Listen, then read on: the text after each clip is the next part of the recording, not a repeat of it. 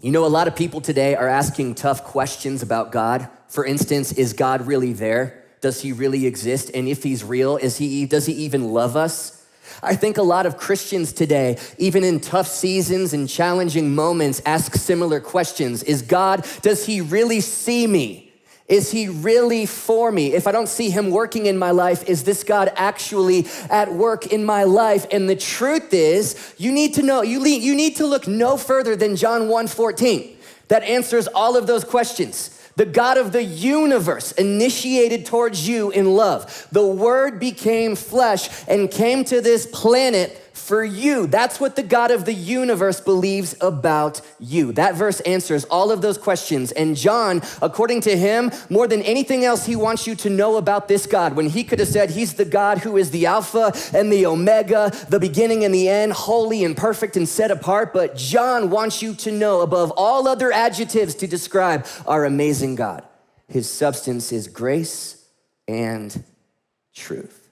He is full of grace and truth. When you encounter Jesus, you are encountering grace and truth. My question is, what if we could celebrate the good that's over there and the good that's over here, and with a humble and teachable spirit, maybe take the best from both worlds in order to maximize impact? To take a play from that playbook and a play from this playbook, what if we could be a small church with lots of people? Where we could still reach thousands of people desperately searching for Jesus in all of our cities, and at the same time, everybody's needed and known and nobody gets lost in the lobby.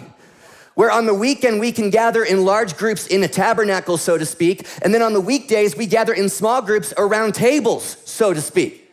Where we can still fight for this to always feel like a family, but we can still reach more and more people and be a church that grows wide, and at the same time, a church that continues to put our roots down deep and continues to give away millions of dollars every single year.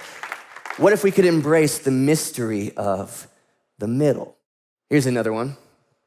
Would Jesus have been a Republican? Take a breath. Or would Jesus have been a Democrat? Well, I think 2 Thessalonians chapter 3 makes it pretty clear, Pastor. If you don't work, you don't eat. And that's actually scripture, and I can give you 10 more verses just like that. That's true. But wait a second. Acts chapter 4 is the story of how the early church, everybody sold everything they had, and the money was distributed according to need. And that's also in the Bible. And I could give you 10 more verses just like that. Well, which one's right? They're both right. They're just incomplete without the other. That's why you must interpret scripture with scripture. It's also why a lot of times to be like Jesus, we have to be willing to be tethered to a tension between two things that seem to contradict but are both true at the same time. This is what leaders do. I mean, does this posture look familiar to anybody else? Because you can find like an echo chamber that will reaffirm all your rightness out there and all your rightness out there. The truth is, you can raise a lot of money way out here and you can sell a lot of books way over there, but oftentimes the only place you solve problems and grow is right there.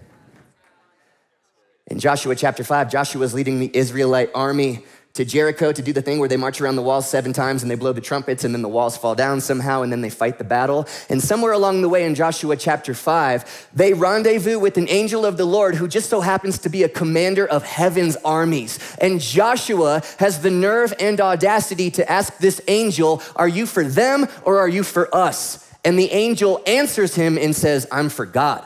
The question is, are you for me? Prince of Preachers Charles Spurgeon once said, the truth is oftentimes found in the tension. King of Kings Jesus once said, it's the truth that sets you free, which means oftentimes in order to walk in freedom, you can't settle for half-truth answers. Sometimes extremes are just easier, but we throw cliches at very complicated and complex ideas. Life is messy. Sometimes to go where Jesus goes, you have to be willing to be tethered to the tension without compromising your conviction. Embrace the mystery of the middle and the paradox of the pendulum. And that brings us to 2 words, grace and truth. And sometimes, in an effort to show more grace, we lower the standard of truth. And sometimes, in an effort to uphold truth, we crush people in the process. I heard a quote this week. Somebody said, for decades, the church preached truth without love. And now in response, the world has been preaching love without any truth, which really is no love at all. I think Robert Madu was the one who said, grace without truth ceases to be grace, and then truth without any grace is no longer true. Chris Hodges said it this way, grace without truth is meaningless. Truth without any grace is just mean. But grace and truth together is medicine. And what began as the worst day of this woman's entire life finished as the best day.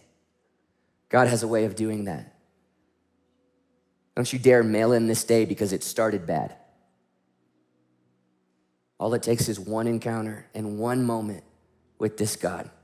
And I'll tell you why it became the best day, because she finds out she's fully loved at the exact moment she's never been more exposed.